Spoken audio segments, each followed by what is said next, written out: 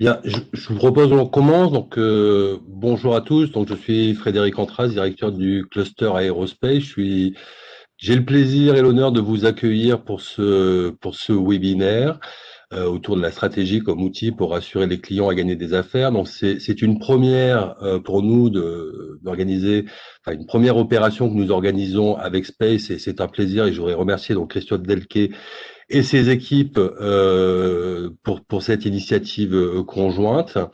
On avait un nombre d'inscrits assez important, un peu plus de 80, donc j'espère que les retardataires vont nous rejoindre. Je voudrais aussi remercier Jean-Pierre, qui va être notre intervenant fil rouge, et Serge de la société Sudélec qui va partager son expérience et va l'accompagner dans cette présentation. Donc, première initiative conjointe avec Space, ça veut dire qu'on a des inscrits qui proviennent de la région Auvergne-Rhône-Alpes et de l'ensemble de la France. On avait une répartition à peu près plus de la moitié Auvergne-Rhône-Alpes et l'autre moitié provenant de la France. Quelques mots sur notre organisation, donc Aerospace Cluster Auvergne-Rhône-Alpes, pour ceux qui viennent de l'extérieur. Donc, et Jean-Pierre, si tu veux bien avancer, voilà, juste quelques mots pour vous donner une photo. Donc, le cluster, c'est le réseau des acteurs de l'industrie aéronautique et spatiale de la région. Il compte un peu plus de 200 membres aujourd'hui. À l'instar des pôles de compétitivité que vous connaissez, c'est une association loi 1901 qui est membre du GIFAS et membre d'un réseau de clusters européen. Et notre action vise à proposer des services et des actions aux entreprises membres de la région pour les accompagner dans le développement de leurs activités sur le marché aéronautique. Voilà, pour faire très court, et je serai heureux si certains ont des questions d'y répondre en dehors du webinaire. Quelques consignes, mais je vois que tout le monde les respecte bien. Pensez à couper vos micros pendant le webinaire pour qu'on ait tous une très bonne qualité d'écoute. Si vous avez des petits soucis de flux, pensez à couper vos vidéos, ça peut parfois les résoudre. Et puis, si vous avez des questions, on y répondra en fin de webinaire. Vous avez le chat pour les déposer, ou vous pourrez les poser en direct à la fin. Mais si vous voulez les poser au fur et à mesure, vous pouvez le faire. Voilà, Christophe, je te laisse la parole. Merci Frédéric, et très heureux de ce partenariat, comme tu dis, de cette co-construction là, ensemble avec le cluster et l'action de Space. C'est important pour nous pour être au plus près de notre action pour la filière aéronautique. Donc en quelques mots, Space, vous nous connaissez, je pense, à travers le déploiement des projets sur la performance industrielle que l'on déploie au niveau national depuis maintenant plus de 10 ans. Donc notre association au carrefour entre les grands clients de la filière et les fournisseurs, mais a pour objectif et vous accompagne sur la performance industrielle et l'excellence opérationnelle depuis donc plus de 10 ans, à travers des projets collectifs menés en région, menés au niveau national, à travers aussi des formations, où on a 37 formations de la Space Academy, qui sont en lien avec les attentes de la filière, mais aussi adaptées, et c'est là tout le rôle du Space, adapté à la supply chain et aux fournisseurs PME, TPE. Donc voilà, nous avons, depuis le début de cette crise sans précédent que notre écosystème traverse, été à l'écoute de la filière, été à votre écoute, et il nous est apparu qu'il fallait qu'on change de logiciel un peu, puisque le temps où on améliorait la performance pour, je dirais, supporter l'augmentation de cadence est malheureusement derrière nous. Et à votre écoute, nous est apparu qu'il fallait qu'on vous accompagne de manière sur des enjeux très court terme et urgents sur des thématiques. De là sont nées les discussions avec les clusters pour pouvoir, je dirais, porter cette initiative-là.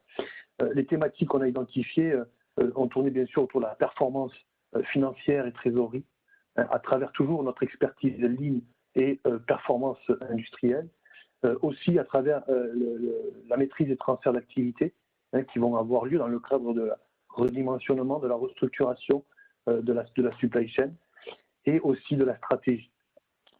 Pourquoi ?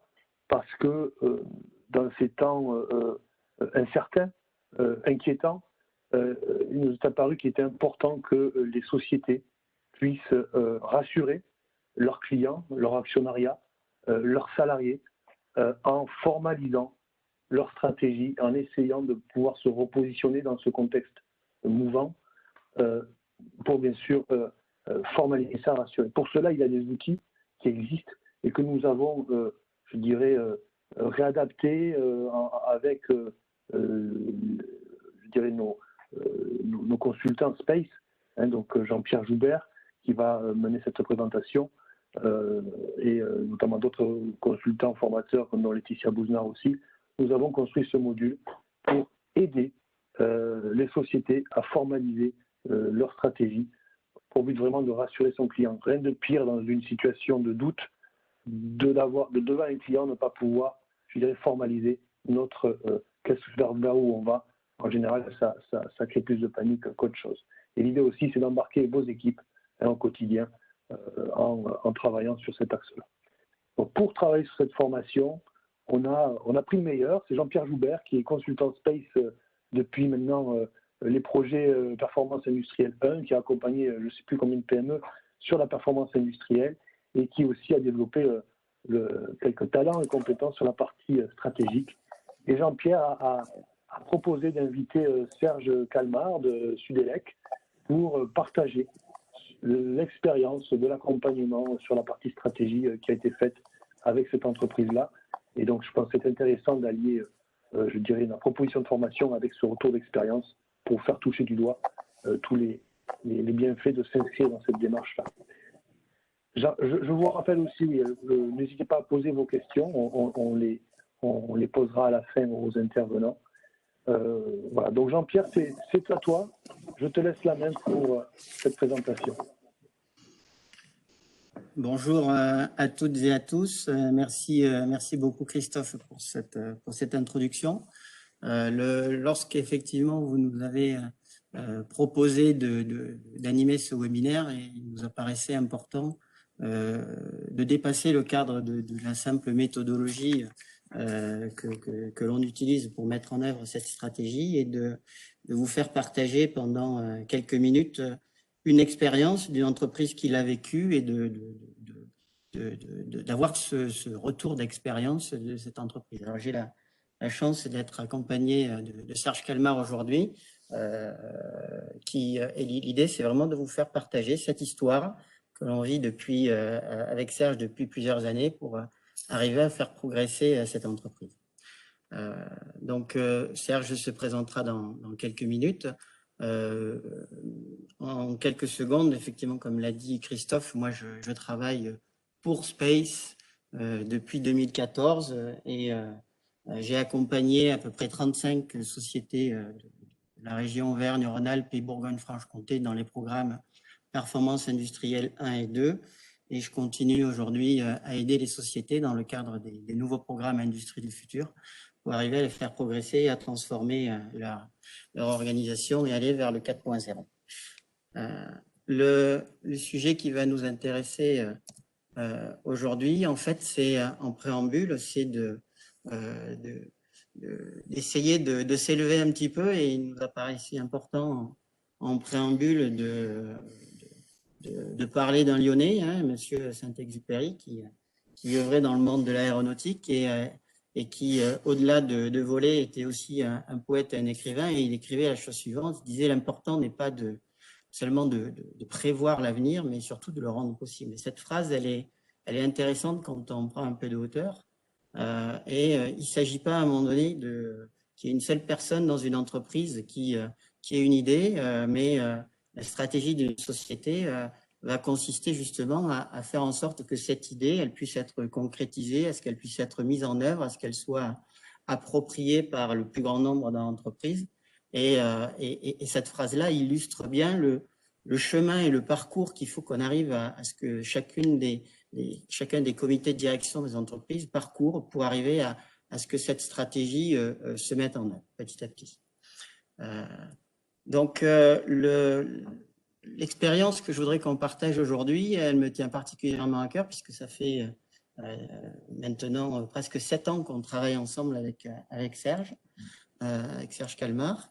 Je voudrais juste en préambule aussi qu'on regarde un petit peu le parcours de cette entreprise et de voir comment est-ce que l'intellect du patron a pu évoluer au fil des années.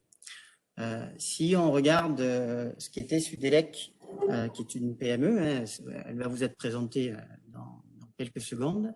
En 2012, Sudelec, c'était un peu moins d'1 million d'euros, 800 cas, 27 clients, 17 personnes, donc une PME de la région Auvergne-Rhône-Alpes et un patron, Serge Calmar, qui se posait des questions tout seul dans son bureau en disant comment est-ce que je peux arriver à faire grandir ma société et surtout comment est-ce que Sudelec peut être visible avec son savoir-faire, avec ses forces, ses faiblesses, mais finalement la difficulté pour son business était de rendre cette société visible. Ça, c'était une première réflexion, déjà une première volonté de la part de Serge. Et puis, quand on regarde en 2014, la société continue à grandir, c'est-à-dire qu'il a déjà travaillé avec ses équipes, la société a continué à grossir, un peu plus d'1 million, 33 clients, 22 personnes, et l'effectif grossit. Et là, Serge, c'est le moment où on a commencé à travailler ensemble, entre fin 2014-2015. Moi, j'essaye d'écouter au maximum mes clients et j'entends Serge qui m'écrit et qui me dit voilà, j'ai une volonté, je veux construire un bijou industriel à Huisson-en-Forez.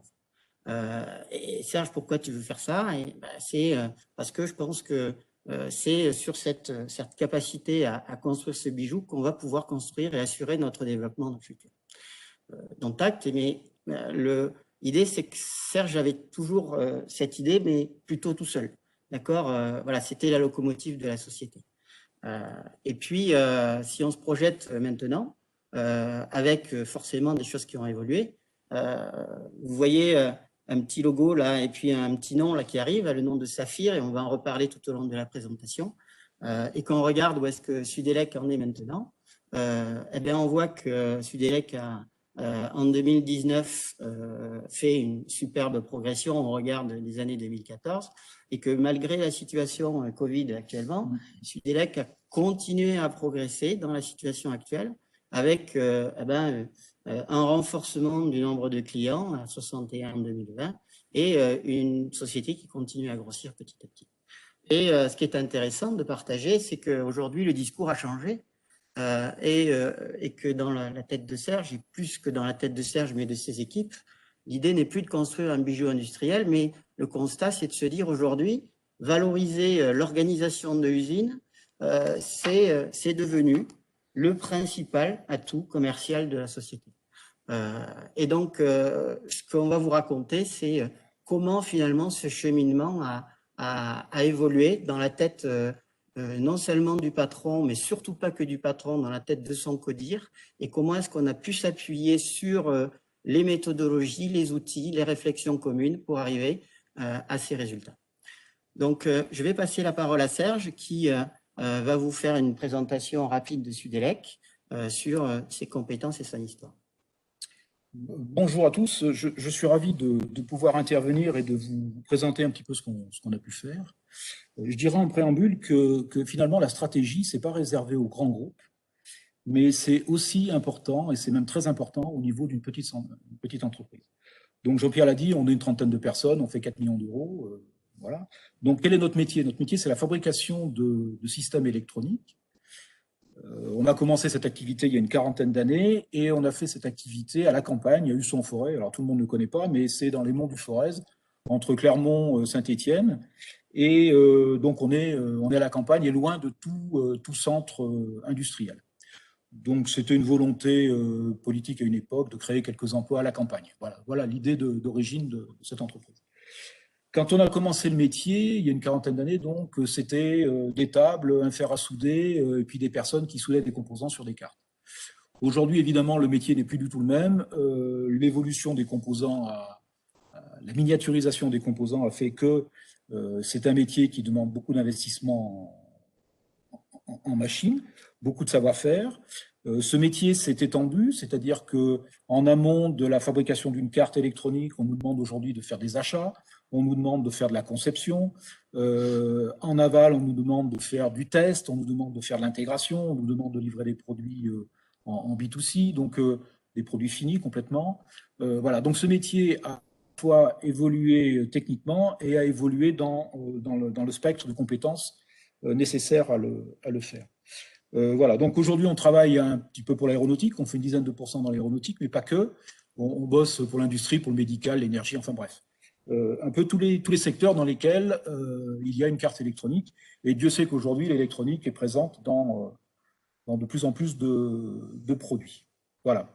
Qu'est-ce que je peux rajouter à ça?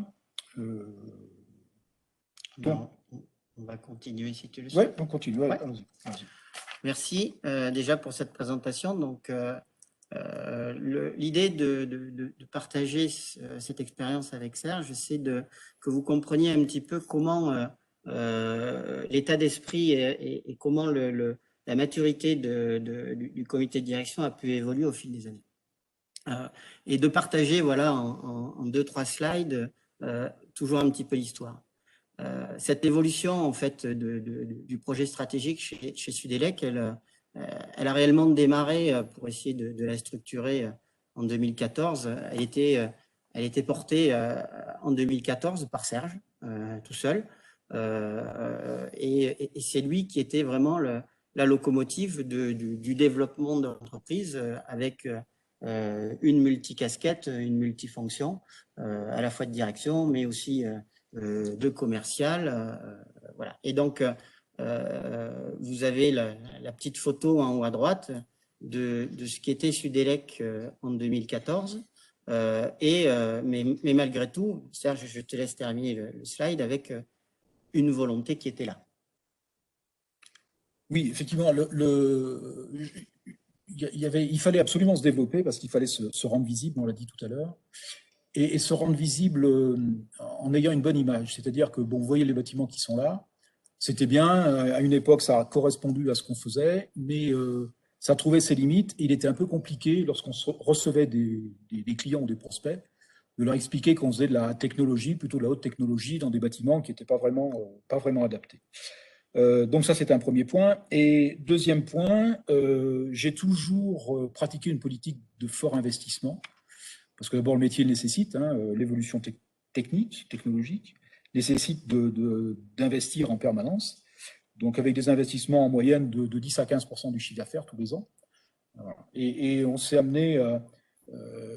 ça devenait, le bâtiment était trop petit, il fallait vraiment se développer. Donc l'idée, enfin, pourquoi pas une idée folle, c'est de faire un bijou industriel à Husson. Alors ce terme de bijou bijou industriel peut paraître un peu saugrenu, un peu farfelu, mais en fait, juste pour la petite histoire, j'ai pendant quelques années eu également une société de fabrication de bijoux fantaisie. Voilà, donc le terme de bijou était assez naturel dans mon vocabulaire, et en discutant avec Jean-Pierre, assez naturellement, un jour, j'ai sorti ça en disant je vais faire un bijou industriel à Husson, voilà, à la campagne.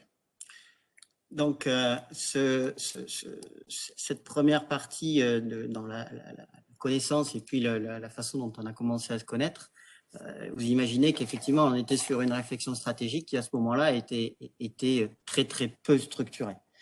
Et au fil de l'eau, vous allez voir que, justement, elle s'est structurée pour finalement payer à la fin. Un deuxième temps qui est intéressant chez Sudelec, dans la poursuite, c'est la capacité de continuer à grandir, de continuer à se rendre visible. Et donc, à partir de 2015, Sudelec s'est engagé dans un programme Space. Sudelec a fait partie d'une des grappes pilotées par Vision System dans le programme Performance industrielle numéro 1. Et de 2015 à 2017, vous voyez un petit peu déjà la transformation visuelle.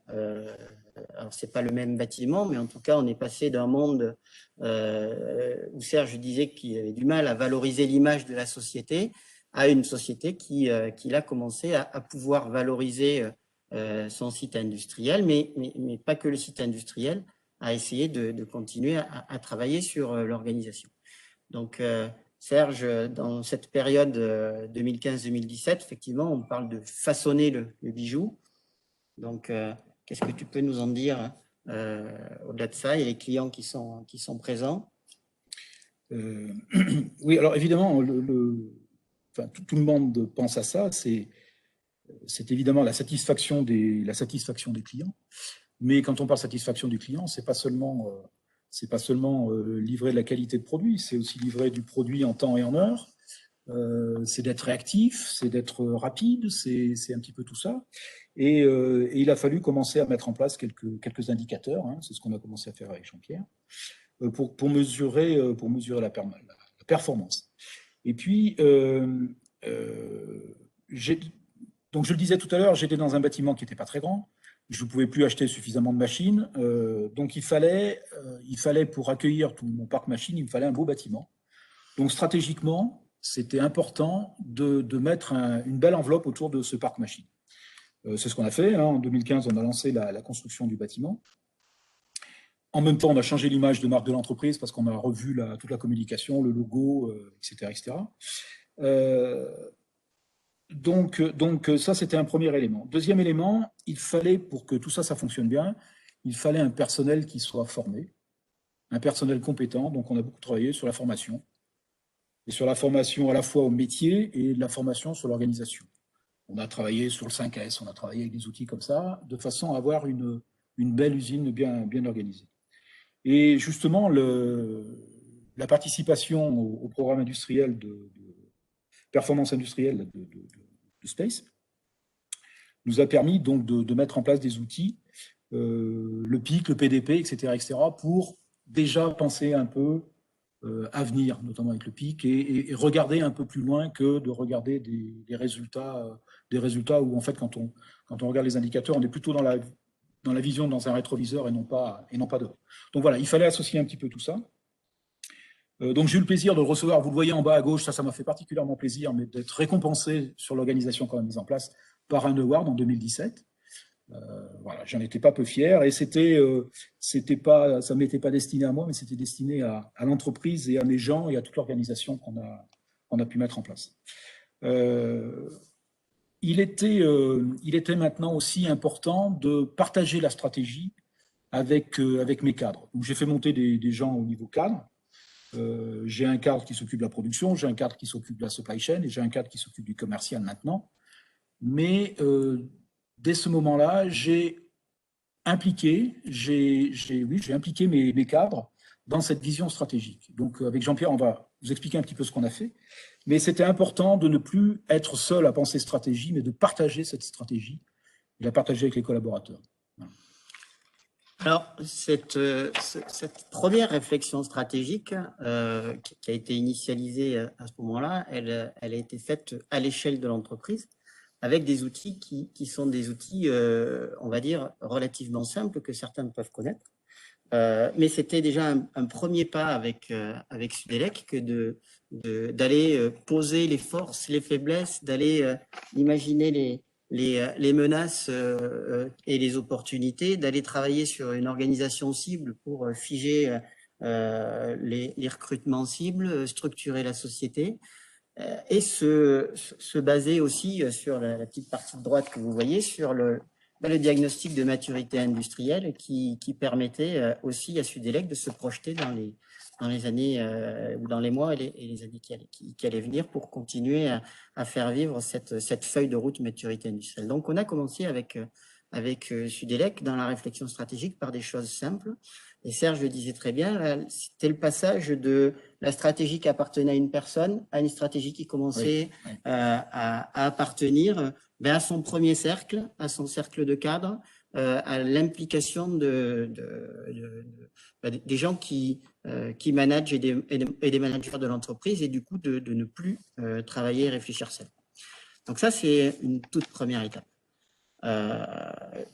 L'étape suivante dans l'histoire, c'est, voilà, on est en 2018-2019 maintenant, on s'approche ici, donc quand on a eu fait cette première étape, on dit ça nous amène malgré tout pas suffisamment loin, c'est pas suffisamment structuré. Donc là, en 2018, en 2019, en plus de ça, on commence à avoir des potentiels de croissance qui sont importants, on commence à viser sur du 2022 des volumes qui sont plus qu'on faisait en 2012, autour de 6 millions d'euros dans le business plan. Donc là, on dit il faut passer la vitesse supérieure et puis et réellement arriver à se projeter. Donc là, Serge, c'est encore une étape donc, où on prend de la hauteur. Oui. On a... Alors, le projet, vous voyez, c'est le projet Saphir. Je vous donnerai un peu du détail après de ce que veut dire Saphir. Mais il est important de nommer un peu les choses. Et donc, c'est connu dans Sudelec, le projet Saphir. Voilà, on va vous le détailler après. Mais c'est vrai que quand Jean-Pierre dit prendre de la hauteur, c'est exactement ça. C'est un moment, c'est se sortir du quotidien et c'est se réunir autour d'une table et puis d'essayer de bien recenser ce que l'on est, où on veut aller, et comment on veut y aller. Donc là, ça a été effectivement le moment de poser l'outil stratégique qu'on déploie aujourd'hui maintenant à travers Space à travers ce dispositif et qu'on va vous expliquer. Cet outil, c'est un outil de bon sens, c'est ça qui est intéressant parce qu'il est applicable à une PME comme il est applicable aussi à un grand groupe. Cet outil, en fait, il va de la vision au déploiement et de la vision de la stratégie partagée jusqu'au déploiement. C'est 4 étapes. C'est d'abord de poser le diagnostic, c'est qui l'on est, et de le faire de manière partagée. Donc ça, c'est fondamental. De s'autoriser à rêver un petit peu à un moment donné à travers la construction d'un outil et d'un livrable qu'on va appeler la vision stratégique. On va vous expliquer ce que c'est juste après. Mais de rêver, mais de rester pragmatique et de regarder la réalité des choses. Une fois qu'on a fait ça, c'est de se projeter sur finalement quels sont les principaux leviers, de les définir, quels sont ces axes de développement et de déploiement stratégique, de les caractériser. Enfin, et c'est pas la partie la plus facile, une fois qu'on a déployé la totalité de ces axes, de faire en sorte de piloter le projet et d'animer le projet pour qu'on passe d'idées à de réelles actions concrètes, managées, pilotées sur le terrain. Donc, on va, à travers ces 4 étapes, vous partager un petit peu ce qui a été fait chez Sudelec, quels sont les résultats et comment est-ce que finalement l'évolution de Sudelec s'est transformée depuis 2014 en une personne qui a une idée jusqu'à maintenant plusieurs personnes qui réfléchissent, qui partagent, qui confrontent les avis et qui construisent le plan stratégique.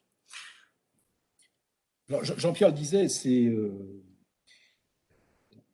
la stratégie, c'est quelque chose d'engageant, évidemment. C'est important c'est moins qu'on puisse dire dans la vie d'une entreprise. Donc, c'est engageant aussi en temps à consacrer à cette stratégie. Vous ne faites pas de la stratégie d'entreprise, à mon sens, vous ne faites pas de la stratégie d'entreprise en 4 heures autour d'une table en disant, voilà, on veut aller là. En tout cas, nous, on ne l'a pas construit comme ça. En plus, ce n'est pas quelque chose de descendant, c'est quelque chose que j'ai partagé avec mes gens. Donc, c'est vraiment issu de ce que les gens ressentent, de ce que les gens ont envie de faire, de ce que les gens pensent nécessaire de faire. Voilà, c'est pour ça que derrière le nom de Saphir, il y a un groupe, qui pilote ce projet. Et avec l'aide de Jean-Pierre, on a mis un rythme à tout ça, on en reparlera un petit peu aussi tout à l'heure. Mais ce n'est pas quelque chose qui est fait une fois, et puis on en reparlera dans 2 ans ou dans 5 ans pour voir si on est arrivé là où on avait prévu. C'est quelque chose qui s'anime une fois par mois aujourd'hui, pour ce qui nous concerne. Une fois par mois, on parle de stratégie dans l'entreprise. Donc, le nom de Saphir, enfin, vous le voyez, c'est le savoir-faire, l'agilité, performance, l'humain, l'innovation, le résultat. Il faut bien comprendre ce qui est derrière chacun de ces mots. Le savoir-faire, évidemment, c'est la formation qu'on apporte à nos gens, c'est l'expertise que l'on rentre au travers de consultants qui viennent nous aider dans notre organisation, dans notre métier, mais aussi pas que dans le métier, dans l'organisation. L'agilité, évidemment, c'est que il faut savoir s'adapter. Inutile de vous dire qu'en ce moment, c'est un petit peu indispensable d'être agile, dans la conjoncture que nous vivons tous en ce moment. Bien évidemment, tout ça, c'est pour avoir des performances à tous les niveaux, des performances dans la satisfaction des clients, des performances financières, des performances qui permettent d'assurer l'avenir, clairement. Tout ça, évidemment, ça ne peut pas se faire sans les gens qui travaillent dans l'entreprise, sans l'humain. Voilà, on parle de paternalisme, on parle de tout ce qu'on voudra, mais enfin, si vous ne prenez pas en compte vos gens, c'est un peu compliqué d'avancer et de faire les choses bien. L'innovation, évidemment, c'est qu'il faut quand même savoir un peu ce qui se passe, être un peu innovant, c'est être imaginatif, c'est être créatif, c'est l'amélioration continue, on innove, etc., etc. Et évidemment, à la sortie, il doit y avoir un résultat, c'est-à-dire un résultat à la fois dans la satisfaction client une fois de plus, mais aussi dans le développement de l'entreprise et dans ses résultats financiers, évidemment. Je voulais que Serge vous prenne 1 minute pour vous parler de Saphir, simplement parce que c'est ce nom, cette réflexion, c'est vraiment l'identité du projet. Et déjà dans la dans la construction du nom, c'est déjà un travail en groupe, un travail associatif avec la totalité du groupe de projet pour arriver finalement à ce qu'on ait l'adhésion de l'ensemble des membres du groupe à ce projet-là et commencer à donner du sens à la réflexion. Les outils du diagnostic partagé, je vais passer très très vite là-dessus parce qu'ils sont assez classiques. En tout cas, pour des grands groupes, ils le sont parfaitement. Pour des PME, des fois un petit peu moins. Le SWOT, aujourd'hui, est parfaitement connu. Lorsque vous avez des auditeurs qui vous auditent sur de l'ISO ou de l'EN, forcément, on vous demande aujourd'hui d'avoir un SWOT par processus. L'outil Pestel, il est un petit peu moins pratiqué.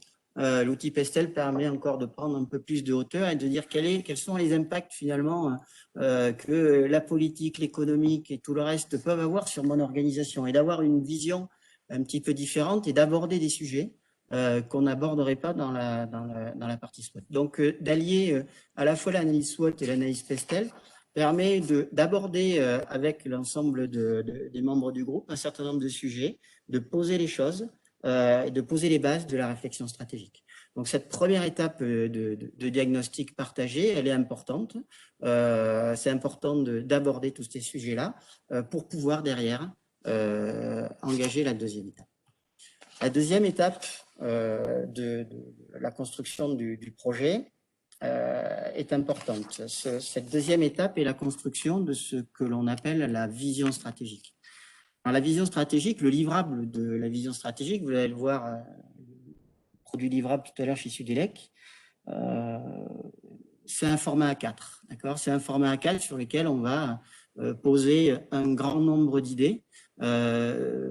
Mais cette vision stratégique, elle est fondamentale. Et la réflexion qu'il y a derrière, le travail de groupe qu'il y a derrière, c'est de dire pourquoi on se lève le matin, c'est quoi notre raison d'être, c'est quoi notre mission et notre vocation. À l'inverse, c'est quoi les valeurs sur lesquelles on veut vraiment s'appuyer, qui on est, c'est quoi les valeurs humaines qui fondent réellement l'entreprise. Et la troisième dimension de cette vision stratégique, c'est ce qu'on appelle l'ambition et les rêves. C'est où est-ce qu'on veut aller.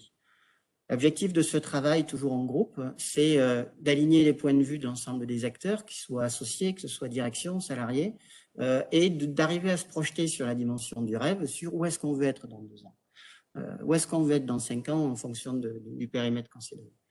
L'objectif de cette partie-là, c'est de s'approprier le projet, de prendre de la hauteur, de prendre du recul, de communiquer, de partager l'expérience et surtout de se projeter. Donc, je vous disais tout à l'heure, voilà, c'est un format A4. Chez Sudelec, je crois que ça a pris 3 séances pour arriver, 3 séances de 4 heures, pour arriver à sortir ça. Mais c'était important parce que les avis divergeaient, il y avait des échanges, il y avait des idées. Donc, je vais juste laisser Serge faire ressortir les points clés de cette vision stratégique pour vous donner un petit peu les éléments clés. Alors, Jean-Pierre l'a très bien dit, c'est que passer 3 fois 4 heures à 5 autour de la table pour arriver à ça, au début, ça paraît un peu curieux quand même. Hein. Je vous avoue que les premières heures, j'ai dit, mais où va-t-on? Et finalement, on n'avance pas beaucoup, parce qu'on remplit des petits post-it, et puis chacun met son petit mot, et puis on recense ça, et puis etc. etc. En fait, ça permet vraiment de faire réfléchir chacun sur notre vocation, sur nos valeurs, sur notre ambition. Et aujourd'hui, si on lisait cette phrase-là, notre vocation dans un esprit d'amélioration continue, si on le lit comme ça n'a pas vraiment de sens. Mais si vous regardez les mots, chaque mot a son importance. On parle d'esprit. On parle d'esprit. C'est un état d'esprit dans l'entreprise. C'est important. On parle d'amélioration continue, donc amélioration. Donc on progresse. On est en permanence à la recherche d'amélioration. C'est continu, c'est pas du passager. C'est une équipe. Le mot équipe a son importance aussi. C'est pas le personnel, c'est une équipe qui est réactive, voilà, qui est agile. On disait tout à l'heure, c'est important l'agilité, surtout en ce moment. Et des mots comme créer de la valeur, ça a aussi son importance, la valeur, toutes les valeurs, la valeur humaine, la valeur financière, la valeur, tout ce que vous voudrez, etc., etc. La notion de service, servir nos clients, c'est important. Les solutions électroniques, on était nous il y a quelques années sur la carte électronique, aujourd'hui on est sur la solution électronique, donc on a évolué. Donc voilà. Donc on a vraiment pesé chacun des mots. Et certes, cette phrase, elle a mis des heures à sortir, mais elle correspond absolument à à notre vocation. Et c'est vraiment partagé par tout le monde. Voilà. Au niveau des valeurs, vous le voyez, il y a des valeurs Enfin, vous les lisez, un collectif sérieux, respect, etc., etc. Mais ce ne sont pas que des mots. C'est respecter son client, c'est respecter ses fournisseurs, c'est respecter son personnel, c'est se respecter les uns les autres, c'est se parler correctement, c'est échanger, etc. C'est pareil, c'est de l'envie, on a envie de faire plaisir à nos clients, on a envie de réussir quelque chose en interne, voilà, la confiance, c'est pareil. Ce sont toutes les choses qui doivent être partagées, qui sont partagées à tous les niveaux, qui sont partagées en interne et qui sont partagées en externe. Alors après, évidemment, l'ambition, c'est pareil. C'est juste une phrase. Mais cette phrase, elle a été pareille. Elle a été très chiadée, quoi. Hein. Elle a été travaillée. Elle a été ciselée. Et qui dit bien ce que ça veut dire. C'est valoriser notre organisation industrielle. Donc, évidemment, on parle bien d'organisation. Hein. C'est pas de valoriser l'entreprise. On parle pas de valorisation financière de l'entreprise. C'est valoriser une organisation. Aujourd'hui, quand je vois des clients, je ne parle plus de capacité de production ou choses comme ça, je parle de l'organisation de mon entreprise. Et c'est plus intéressant que de parler d'une capacité de production, de temps de composants à l'heure, etc. Ça, c'est la donnée de base et évidente, quoi. Si vous n'avez pas ça, ce n'est pas la peine d'être dans ce métier. Mais par contre, de montrer comment nous sommes organisés, de quels en sont les résultats, ce à quoi ça nous amène, ça me paraît intéressant. Et ça permet évidemment de fidéliser les clients, développer nos relations, et on parle d'un écosystème, on ne parle pas d'un client, on parle d'un écosystème, c'est-à-dire qu'il y a tout l'environnement autour de ça, il y a les clients, il y a les fournisseurs, il y a le personnel, il y a voilà, etc., etc. Il y a l'environnement, la région, le politique, etc. Et c'est vraiment l'ensemble de cet écosystème. Et évidemment, c'est pour pérenniser Sudelec, parce que évidemment derrière tout ça, c'est quand même pérenniser une entreprise. Donc, merci Serge. Donc, voilà, un format A4, mais des heures et des heures de travail, de partage et d'optimisation derrière. Mais c'est un point de départ. Sans ce point de départ, je pense que c'est compliqué de faire quelque chose. Dans la démarche, la troisième étape est une démarche qui consiste, une fois que la vision est finalisée, de continuer à travailler en groupe, à se dire quels sont les grands axes de déploiement stratégique sur lesquels il faut travailler. Toujours un travail de groupe. Ces axes stratégiques sont définis par le groupe et caractérisé. L'idée, c'est de ne pas sortir 25 axes, parce que derrière, on va partir sur du saupoudrage, mais toujours pareil, d'essayer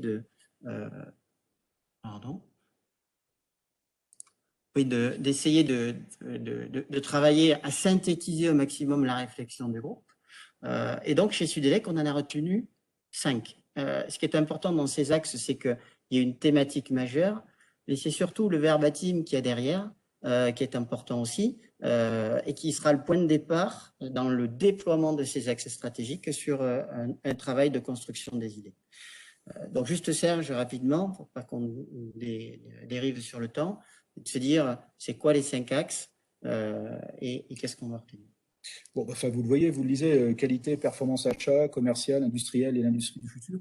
Et ce qui est intéressant de remarquer, c'est si vous regardez par exemple le développement commercial, on ne parle pas tellement de chiffre d'affaires, on ne parle pas de chiffre d'affaires et de choses comme ça, mais on va parler d'organisation, de ciblage marché, de potentiel de production. Vous voyez, on parle de main-d'œuvre et de machines. Alors qu'en fait, on devrait trouver ça dans la performance industrielle. Et dans la performance industrielle, vous trouvez quoi? Vous trouvez du RH, vous trouvez donc du recrutement, vous trouvez de l'organisation. Voilà. Donc, comment dire,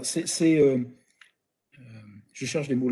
Alors, ceci étant, ça, on n'aurait pas été capable de le faire seul si on n'avait pas été accompagné par Jean-Pierre, c'est évident. Je pense que dans cette réflexion, c'est de sortir un peu du cadre. Effectivement, Serge le dit très bien, lorsqu'on parle de performance industrielle, la performance industrielle au sens de Sudelec, c'est d'avoir les bonnes compétences, c'est d'avoir une organisation qui soit optimum, c'est d'avoir les bonnes personnes, d'aller recruter les bonnes compétences. Voilà. Et c'est pas simplement de dire j'ai un TRS ou un TRG voilà. sur une machine qui est optimum, je cherche pas que de la rentabilité ou d'aller chercher les volumes maximum. C'est au contraire toute autre chose qui va dérouler sur des idées différentes.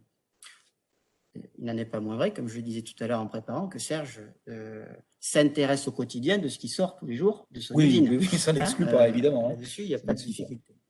Après, voilà, on voit des dimensions qui sont beaucoup plus futuristes. On parle d'industrie du futur, où là, on va être plus sur des dimensions de veille techno et de différenciation. Et qu'est-ce qu'est le futur? C'est un peu la R&D de Sudelec à travers ces axes. Donc, 5 axes et un travail aussi pour arriver à dire qu'est-ce qu'on va vouloir travailler dans le déploiement de ces axes.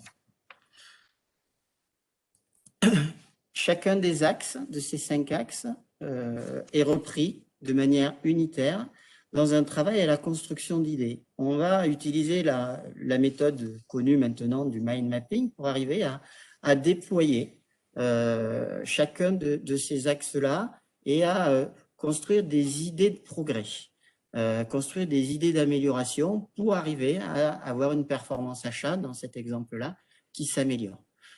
Donc là, pareil, toujours du travail en groupe, on déploie ces axes-là pour avoir un maximum d'idées, créer du lien aussi entre les services. On ne fait surtout pas travailler que le service achat à l'amélioration de la performance achat. C'est l'ensemble du groupe qui va travailler, qui partage son expérience et qui, chacun dans son domaine de compétences, va arriver à faire cette performance achat. Donc ça, ce travail-là est un travail très riche parce que voilà, il est partagé et forcément, il prend un certain temps puisqu'il nous faut déployer la totalité des axes qu'on a déployés. Juste pour faire un petit stop, là ici, on dit finalement, si on prend un peu de hauteur par rapport à la thématique, on dit est-ce que finalement cette démarche-là, elle sert, est-ce qu'elle rassure les clients, est-ce qu'elle permet d'ancrer la croissance? Donc voilà le bilan que l'on peut faire aujourd'hui. Je vais laisser Serge le présenter à travers ce slide-là. Oui, on a fait 4 millions cette année, on veut en faire, sans la Covid, on veut en faire plus, mais bon, je ne vais pas me plaindre. On continue à avoir des objectifs de développement importants. Je vous le disais tout à l'heure, je vends moins aujourd'hui une capacité de production qu'une organisation de l'usine. Aujourd'hui, évidemment, on a nos indicateurs, etc. On est en classe A de l'aéronautique depuis plusieurs années. Donc, on a un OTD qui oscille entre 98, 99, de temps en temps 100%. Voilà. Donc, on est arrivé à construire quelque chose sur lequel maintenant on va pouvoir encore aller un peu plus loin. J'ai un de mes clients, monsieur Karl Putman, le PDG de Vision System, qui était venu nous visiter là, il y a 2 ans. C'est quand même il a quand même été chef d'entreprise. Qu'est-ce que c'est? Lauréat, meilleure usine de l'usine nouvelle sur l'année 2000. Sur l'année 2000. Donc, on peut penser que c'est quelqu'un qui est autorisé à donner un avis sur une organisation industrielle. Et pour reprendre ses propos, il m'a félicité en disant qu'on avait une organisation qui était digne des grands groupes industriels. Inutile de dire que c'est très plaisant. Et je vais même rajouter une petite anecdote qui s'est passée hier, c'est pas vieux, à savoir qu'on a passé le N9100 la semaine dernière, ISO 9001 et UN 9100 qu'on a eu sans problème. Et il se trouve que j'ai expliqué un peu à l'auditeur ce qu'on avait fait, etc. Et l'auditeur a appelé un des consultants, pas Jean-Pierre, mais il aurait pu appeler Jean-Pierre parce qu'il le mérite tout autant. Il a appelé un des autres consultants qui est intervenu avec moi pour le féliciter de l'organisation qu'on avait mise en place. Donc, alors j'en suis très étonné, mais bon, ça signifie quand même bien que ce qu'on a mis en place aujourd'hui, c'est une organisation plus qu'un outil. Voilà. Lorsqu'on a effectivement travaillé, je poursuis sur la démarche, sur ces axes-là, c'est pas tout d'avoir produit des idées, défini des axes. Ce qui est important, c'est qu'il y ait convergence tout au long de la suite. Et juste ce petit schéma pour sourire en disant, oui, effectivement, je peux avoir le sentiment dans mon service de bien faire le boulot.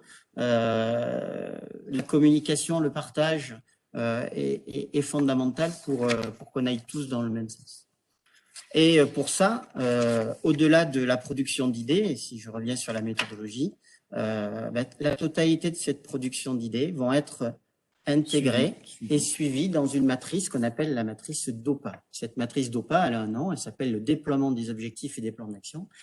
C'est-à-dire que tout ce travail ici de richesse d'idées et de points d'amélioration va être derrière réintégré dans une matrice qui est plus classique, d'accord, le métier ou l'outil du consultant et des métiers de l'amélioration continue, où on va décliner des idées en actions et ces actions, elles vont être portées par diverses personnes dans l'entreprise. Ce plan d'action, il est objectivé par des indicateurs qui sont suivis en parallèle de manière à juger de l'efficacité du déroulement de ces actions. L'idée, c'est d'avoir un certain nombre d'actions les plus simples possibles, les plus concrètes pour chacune des axes, et que ces actions-là soient supportées par des indicateurs qui, eux-mêmes, soient des indicateurs les plus simples et compréhensibles par le plus grand nombre. Et que ces indicateurs collent au maximum au quotidien des équipes. L'idée là n'est pas d'avoir des indicateurs de direction et de pilotage, mais au contraire d'essayer de descendre ces indicateurs sur des choses que les gens vivent dans leur quotidien. Juste pour imager, aujourd'hui chez Sudelec, la production d'idées chez Sudelec a à peu près produit 120 idées à peu près. 101 idées ont été validées, priorisées, en disant c'est celles-ci, il faut qu'on les garde. Les autres, on n'a pas dit qu'il ne fallait pas les faire, mais en tout cas pas tout de suite. Et à ce jour, 67 actions sont engagées. Vous voyez ici la répartition des actions engagées au regard de chacun des axes. L'idée de ce slide-là, c'est simplement de dire on n'a pas laissé un axe de côté. Chacun de ces axes-là est travaillé en parallèle par les équipes et déployé. Et ça, c'est aussi une force parce qu'on voit finalement la totalité de ces axes qui progressent sans en laisser de côté. Pour illustrer un des axes du développement commercial, je laisse Serge présenter cette partie sur les clients. Les chiffres parlent d'eux-mêmes, hein. Évidemment. Donc on a augmenté le nombre de clients. On a augmenté le volume chez chacun de nos clients. Donc il y a un développement horizontal et un développement vertical. Voilà. Ce qui est important, Jean-Pierre vient de le dire à l'instant, c'est qu'on n'a pas laissé d'axe stratégique de côté, très clairement. Les 5 axes sont travaillés et on y revient régulièrement. C'est ce que je vous disais tout à l'heure aussi. On ne fait pas de la stratégie, on ne contrôle pas cette stratégie une fois tous les 5 ans. Et tous les mois, on passe un des thèmes en revue. C'est-à-dire que chaque thème est passé en revue tous les 5 mois. C'est ça. Voilà. Donc ça permet de le faire vivre. Parce que c'est vrai que si vous ne suivez pas ça, ça peut s'endormir assez facilement. Donc il faut vraiment tenir le feu sous la marmite. Serge évoque, c'est que l'animation, elle tient après aux membres du groupe et en grande partie au patron de l'entreprise, bien évidemment. L'idée, c'est que ce projet-là existe dans la société, qu'il existe à travers ce qu'on appelle une OBA Room, ou un lieu dans lequel vous allez pouvoir parler performance, mais parler aussi d'outils stratégiques de moyen et de long terme pour rassurer vos équipes, que ce projet prenne la forme de management visuel ou d'outils interactifs et que les gens sachent qu'il y a des rituels qui permettent de le faire vivre, qu'ils sachent aussi qu'ils vont être intégrés pour telle ou telle action. Donc, la revue fréquentielle et rituelle, le terme de rituel est important, est un des facteurs clés de réussite de la vie du projet stratégique dans le temps. Serge le disait très bien, aujourd'hui, la décision chez Sudelec, c'est de dire chacun des axes est revu tous les 6 mois et tous les mois, on repasse en revue un axe de travail. Et ça permet d'innover, de créer de nouvelles actions, de suivre les actions qui sont en cours et de créer réellement cette dynamique dans la mise en œuvre. Pour terminer, 5 points qui sont importants. Pourquoi mettre en œuvre cette démarche chez vous et surtout avec vos équipes? L'idée, c'est voilà, et il y en a besoin en ce moment, c'est se réinventer, de se repositionner dans un contexte qui bouge tout le temps et qui va continuer à bouger, ça c'est certain. Voilà, il faut également aussi rassurer ses clients. C'est les rassurer sur votre organisation permet de les rassurer, de savoir que vous faites les choses correctement, c'est quand même important pour eux, savoir que vous serez encore là demain. Et évidemment, c'est gagner des nouveaux clients et gagner des affaires, ça c'est une évidence. Votre objectif à travers cette démarche, c'est de se projeter, c'est d'anticiper, c'est de formaliser une feuille de route, c'est de sortir du cadre de oui, je l'ai en tête, mais non, c'est de pouvoir la formaliser sur un horizon que vous allez décider en interne, si c'est 2 ans, 3 ans, 4 ans, 5 ans, d'accord, c'est déjà pas mal. Et un point extrêmement important, c'est que évidemment, on ne fait rien sans ses équipes. Il faut partager cette vision. Moi, je la partage avec les gens. Ils savent, je leur dis là où je veux les emmener, là où je veux aller. Donc, ils le savent. Je communique beaucoup. Je communique à la fois, donc, je viens de le dire, sur là où je veux aller, mais aussi sur là où on en est. Surtout en ce moment, les gens ont besoin qu'on leur communique. parce que c'est pas rose tous les jours. Donc, ils ont besoin d'être un peu rassurés. Ils ont besoin de savoir la direction, là où on va. Et ça donne effectivement du sens à tout ça. Et le dernier point, bah, c'est de faire de ce développement stratégique un outil hyper concret, hyper terrain, un outil qui se mette en œuvre au fil du temps, et un outil qui soit réellement partagé avec vos équipes. Donc voilà, excusez-nous, on a un petit peu dérivé, mais c'était important. Donc on va poursuivre. Marie, peut-être, si tu veux reprendre le fil. Oui, merci à vous deux. Bonjour à tous, pour ceux que j'ai pas eu l'occasion de voir en vidéo notamment. Bon, alors, ce que je vous propose, c'est d'aborder en quelques minutes très rapidement les dispositifs d'accompagnement qui vous sont proposés par le cluster Espace pour vous accompagner dans votre démarche stratégique. Donc, au cours de ces quelques minutes, vous pouvez en parallèle commencer à poser vos questions sur le chat qui est donc disponible à droite de votre écran.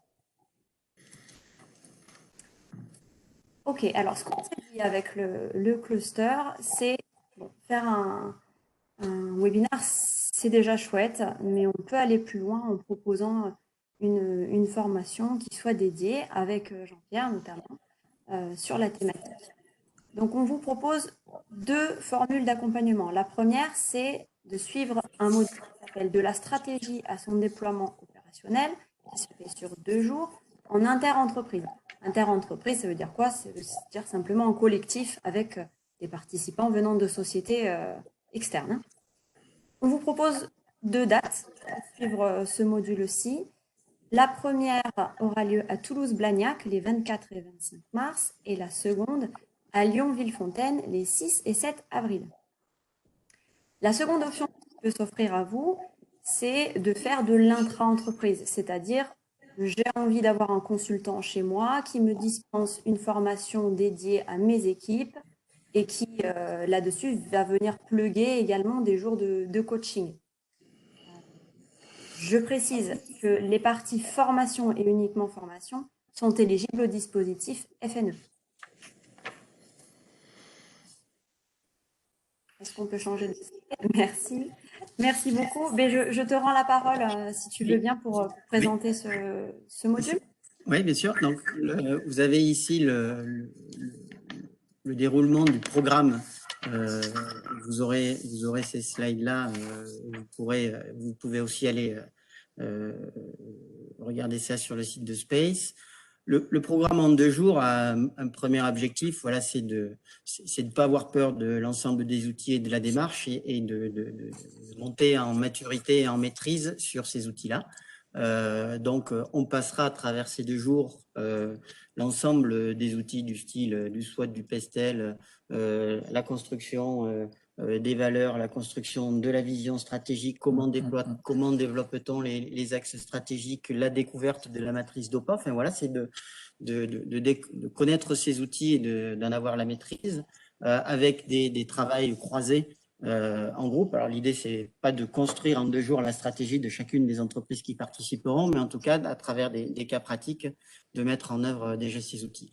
Le deuxième dispositif en 7 jours, là, par contre, il a vocation à réellement travailler en intra, construction du projet stratégique avec les sociétés, où là, on construira donc 2 dispositifs, comme l'évoquait Marie, 2 jours pour simplement, en inter-entreprise, comprendre la démarche, et derrière, une forme un petit peu plus lourde, en 2 plus 5 jours d'accompagnement, où là, on construit la stratégie avec vous. Merci beaucoup. Alors, pour conclure, c'est la dernière slide avant de pouvoir poser les questions. Voilà, chez Space, en tant qu'association à but non lucratif et dans le cadre de notre petit partenariat avec Aerospace Cluster, ce qu'on a voulu, c'est mettre à la disposition des membres du cluster un tarif préférentiel dédié sur cette thématique. Donc, un tarif qui vous est proposé à l'écran, 740 € pour les 2 jours. Et si vous êtes membre de Space, parce qu'il y en a également dans l'audience, vous bénéficiez comme d'habitude de votre tarif préférentiel membre associé. Je précise à nouveau que la formation est éligible au FNE. Très bien. C'est bien. Merci Marie, Christophe, là je prends la parole. Alors, je ne vois pas de questions sur le chat et je suis convaincu que ce n'est pas une question de timidité de nos amis et que c'est plutôt le talent et le brio de Jean-Pierre et Serge. Merci encore Serge et Jean-Pierre pour cette présentation. C'est certainement ça. Merci, C'est c'est clair. gentil. Ah, mais non, regardez, vous me faites mentir puisque j'ai une question. Dans le cadre de la croissance, ok, bon, donc question peut-être Jean-Pierre, dans le cadre de la croissance, notamment des effectifs avec des outils pour arriver à associer les salariés, alors attendez, parce que oui, la question n'est pas très claire. Si Monsieur Lacoste peut préciser, ou peut-être prendre la parole indirectement. Les salariés. Avez-vous des outils, d'accord, oui, dans le cadre de la croissance, notamment des effectifs, avez-vous des outils pour associer les salariés? Allez-y, Monsieur Lacoste, je vous écoute. Bonjour, merci beaucoup. Désolé si la question n'était pas très claire. J'ai apprécié la partie où vous décriviez comment vous avez su associer votre cercle proche et vos collaborateurs, vos salariés, pour construire la stratégie. Vous parliez d'ambition, des valeurs de l'entreprise. Quand l'entreprise grossit en termes d'effectifs, comment arriver à associer le nombre de salariés sur tout ça? Juste si je peux répondre, lors de la réflexion sur le déploiement de la vision, des axes, la production d'idées, effectivement, on reste avec un groupe qui est plutôt restreint, qui est le groupe du comité de direction. Par contre, dès l'instant où on bascule sur de la production d'idées sur la matrice d'OPA, on va se trouver sur un phénomène de cascading de la totalité de ces actions qui va aller jusque à des chefs d'équipe, qui va aller jusqu'à des responsables de ligne, parce qu'ils vont être associés dans la déclinaison de ces actions. Donc, l'association en fait du projet, elle se fait comme ça, c'est-à-dire qu'elle se fait dans la déclinaison de la totalité des actions et l'association de ces actions-là à tous les niveaux de la société. Par contre, ce qui est important, c'est que la communication du projet, l'existence du projet Saphir soit connue de la totalité de la société, qu'il y ait eu une communication là-dessus, parce que sinon la personne ne vit pas sa mise en responsabilité sur telle ou telle action si ça lui tombe dessus par son management. Il faut donner du sens à chacune de ces actions déployées du plan stratégique pour que les gens se disent ah, d'accord, je suis en train de travailler sur une brique pour arriver à construire le futur de l'entreprise. C'est affiché aujourd'hui, moi. Saphir dans l'entreprise, les gens connaissent. C'est affiché. C'est affiché. Toute l'idée, c'est que cette réflexion ne reste pas dans le premier cercle et que cette réflexion, justement, descende à travers des choses concrètes dans l'usine. Ok, merci Monsieur Lacoste pour votre question. Marie, est-ce qu'on a d'autres questions peut-être de ton côté? Effectivement, j'ai reçu par mail la question d'un timide qui s'adresse à Serge, donc Société Sudelec, et qui me demande voilà, quelles sont les actions majeures qui sont ressorties de la réflexion stratégique que vous avez menée. Alors, il y a deux choses. Dans les actions, il y en a plusieurs qui sont sorties, puisqu'on a quand même construit un bâtiment, on a changé la communication d'entreprise, on a développé les investissements, on a travaillé sur l'organisation, je vous en ai suffisamment parlé. Donc ça a été vraiment des actions qui ont été induites par ces réflexions stratégiques. Après, ce qui en ressort surtout, c'est que c'est cette notion de partage de la vision et de partage de l'intérêt de tous. C'est vraiment une méthode commune qui est inscrite dans les durées. C'est-à-dire que moi, aujourd'hui, mes cadres partagent avec moi, construisent avec moi la stratégie de l'entreprise, ce qui veut dire que si demain je ne suis pas là, ils sont capables de continuer à développer cette stratégie. Je peux très bien ne plus être là demain pour une raison ou pour une autre. Ça ne va pas s'arrêter parce que ce que j'avais dans la tête, je ne l'ai pas partagé, je ne l'ai pas communiqué. Donc, c'est vraiment un travail de groupe, c'est vraiment un travail d'équipe. Et ça, quelque part, ça rassure aussi les clients, ça pérennise l'entreprise, ça assure en quelque sorte la continuité de l'entreprise, très clairement. Voilà, donc à la fois des actions concrètes, hein, on en a parlé, mais il y a aussi de la méthode et de la mise un peu en perspective avec un travail de groupe. Voilà. Merci Serge. On a une autre question. Je vais me permettre de la tourner différemment pour qu'elle soit plus ouverte. Et puis, quel a été dans le processus que vous avez mis en place, donc de formaliser votre stratégie, d'embarquer les équipes et donc tout ce que tu nous as décrit, c'est quoi les points de difficulté que tu as rencontrés? Ou les choses qui ont été les plus compliquées à mettre en place ou sur lesquelles vous feriez peut-être différemment maintenant?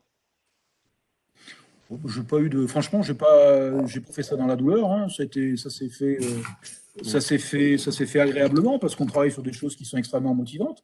Donc, il n'y a pas eu de points particulièrement difficiles. Il faut juste accepter de consacrer un peu du temps. Tu le disais peut-être tout à l'heure, lorsqu'on attaque la vision stratégique et puis que pour arriver à déboucher sur 2 phrases et 5 valeurs, il faut y passer 10 heures de travail. Au vu d'un patron, on peut dire, est-ce qu'on n'est quand même pas en train de perdre un petit peu son temps? C'est vrai. D'accord, donc dans cette étape-là, je peux concevoir qu'effectivement, lorsqu'on est chef d'entreprise, on se dise, bon, est-ce que ça va suffisamment vite? Voilà, on se pose la question, mais ça vaut le coup, quoi. Ça vaut le coup de le faire, très clairement, ça vaut le coup de le faire. Et non, il n'y a pas de souffrance particulière, hein. Alors, je précise la question qui était en fait, mais c'est pour ça que je voulais élargir, est-ce que le plus difficile n'a pas été de susciter l'adhésion des salariés? Voilà, ça, c'était la question initiale, mais donc par rapport à l'adhésion des salariés, et je pense qu'après, on laissera parce qu'on arrive à la fin de l'horaire. Enfin, non, moi, mes gens me suivent parce que je les connais depuis longtemps, etc., etc. Et très clairement, dans les critères de recrutement, on parlait tout à l'heure de recrutement et de choses comme ça, dans les critères de recrutement, je suis très attaché à l'envie. Les gens ont envie de faire quelque chose. Et à partir du moment où, alors, sur le papier, c'est très facile. Dans la pratique, ça l'est parfois un peu plus compliqué. Mais si vous vous entourez de gens qui ont envie, il faut susciter l'envie aussi, hein. C'est un travail de tous les jours. Mais justement, en impliquant les gens, en leur expliquant les choses, etc., etc. Si vous avez des collaborateurs qui sont motivés, ça se passe très, très bien, hein. Voilà. Donc, il y a à la fois un tri au moment du recrutement, clairement. Mais après, il faut savoir l'entretenir, il faut savoir parler aux gens et leur expliquer où on veut aller, etc., etc. Les gens ont besoin de repères, hein, de toute façon, hein, ça c'est évident. Enfin, je ne vais pas faire théorie là-dessus, mais quand on sait où on va, c'est quand même plus facile, quoi, hein. Oui, ok. Je vois juste une dernière question. Peut-on axer lors de ces formations en accompagnement une stratégie uniquement sur un axe particulier, notamment en ce qui me concerne le commercial? Juste si je peux, on peut tout faire, bien évidemment. Par contre, le recul qu'il faut prendre sur ce genre de choses, c'est aujourd'hui, est-ce que vous avez simplement besoin, je ne connais pas la personne qui pose la question, est-ce que vous avez vraiment besoin simplement d'un développement commercial et est-ce que le futur de votre entreprise, est-ce que la stratégie de votre entreprise finalement ne doit s'appuyer que sur le commercial? Et là, je me permettrais de dire certainement pas. Certainement pas. Et l'expérience que vous venez de vivre aujourd'hui, c'est que, à travers l'expérience de Sudelec, c'est que c'est tout l'inverse qui s'est passé. C'est qu'aujourd'hui, le développement de l'entreprise n'est surtout pas basé sur la capacité d'une force commerciale à aller chercher le business, mais tout au contraire, sur la capacité de l'entreprise à exceller dans son organisation, à exceller dans son image, à exceller dans sa performance, à exceller dans son personnel et à exceller dans la qualité du service rendu à ses clients. Et je ne connais pas de clients, entre guillemets, qui, lorsqu'ils sont bien servis, s'en vont et en tout cas ne font pas la publicité tout autour d'eux de fournisseurs de ce type-là. Donc voilà, c'est juste pour répondre de manière un petit peu différenciante de ce que vous évoquez. Il ne faudrait pas que ce soit trop restrictif dans la réflexion. Très bien.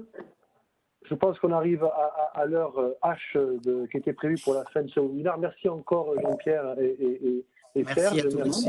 Merci à tous de nous avoir écoutés. Et Frédéric, je te laisse le mot de conclusion et de la fin pour ce premier partenariat Space Auvergne-Rhône-Alpes dont je suis très heureux et que j'espère qu'on va continuer cette démarche-là pour être au plus près des enjeux des membres de ton cluster et de la filière aéronautique. Merci Christophe, merci Serge et Jean-Pierre. Je crois qu'on peut effectivement se féliciter de la qualité de ce qui nous a été présenté. On vous fera suivre tous les éléments qui vont bien par mail suite à ce webinaire. Jean-Pierre, il faut qu'on valide avec Serge, on valide ensemble ce qu'on peut envoyer, que Oui, vous ayez les éléments que Marie vous a présentés. Et puis à très bientôt. On a un autre webinaire programmé la semaine prochaine, le 2, autour de la notion de BFR. Donc on vous donne peut-être rendez-vous mardi ou un petit peu plus tard sinon. Très bonne fin de journée. Merci. Merci beaucoup. Au revoir à tous. Merci, au revoir à tous. Merci. Merci. Au Au revoir. revoir à tous. Au revoir. Au revoir.